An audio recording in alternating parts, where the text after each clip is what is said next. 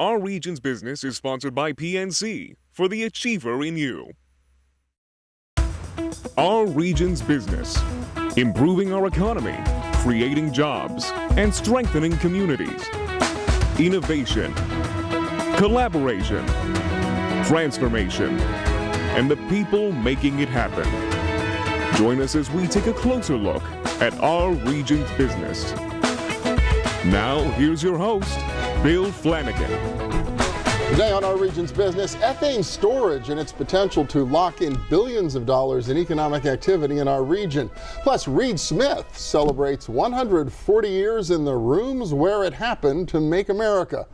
But first, the oldest university west of the Alleghenies contemplates tuition hikes and staffing cuts if Pennsylvania lawmakers fail to make their annual appropriation.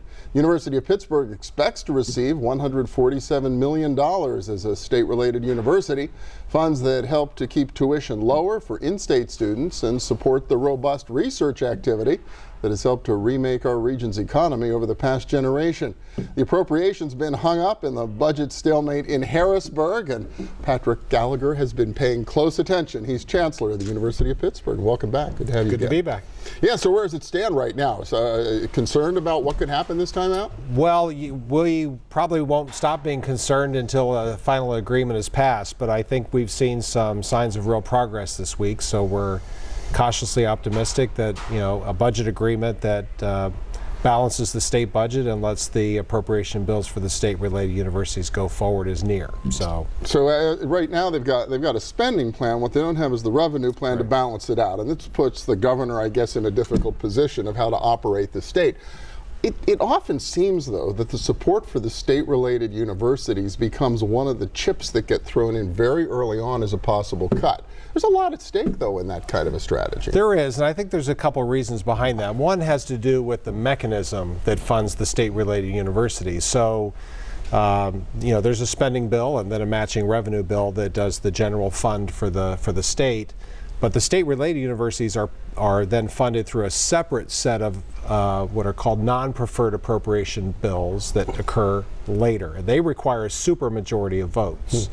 So they become a natural lever in any budget debate. So it's really not a new thing that discussions about funding delays for the state-related universities happen because of that mechanism.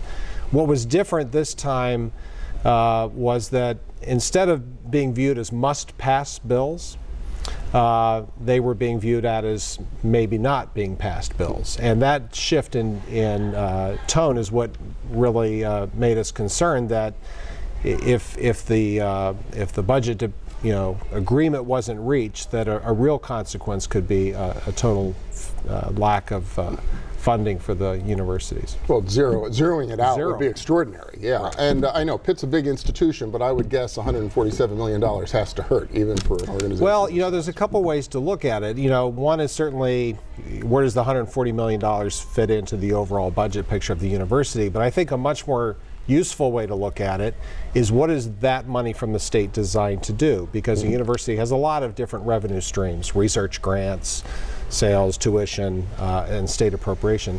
The state appropriation funding is specifically designed, and this has been true for the 51-year history of the partnership with the state, to provide in-state students a separate and lower tuition rate than generally. That's what sets us apart from a private university.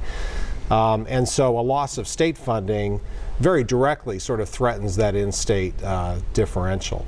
And that's why we've been so concerned that this would directly hurt Pennsylvania students and their families. Well, and then what would it force an institution like yours to do? Either jack up tuition for everybody, look for more students from out of state? How would you make up for that kind of a shortfall? Well, the university would adjust. It would, in the end, in the long term, look more private-like. You'd be recruiting nationally, and you'd be bringing the best students where you could. And because there would be no separate in-state tuition rate, we think Pennsylvania students would go here because it's a great, high-quality education. But there wouldn't be that financial incentive. The other impact, though, to the state is not just on those families. And this is what I think was getting lost in the discussion.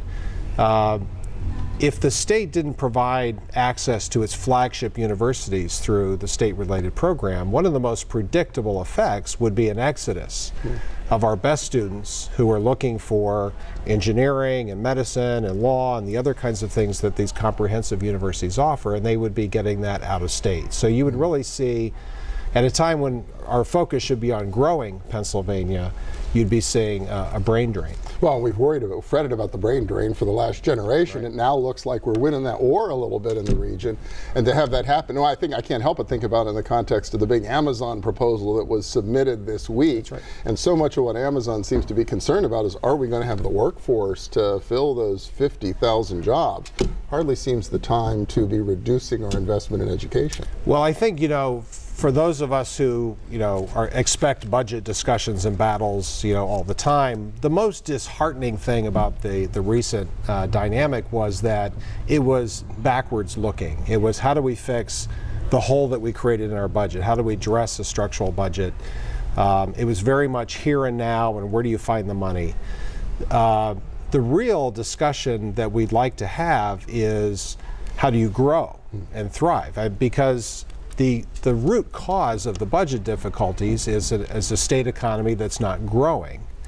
Those are always painful discussions. So, and if you talk about what universities can do for growth, that's a very positive discussion. They provide the workforce. Most CEOs will tell you, particularly from innovation-based companies, it's all about talent.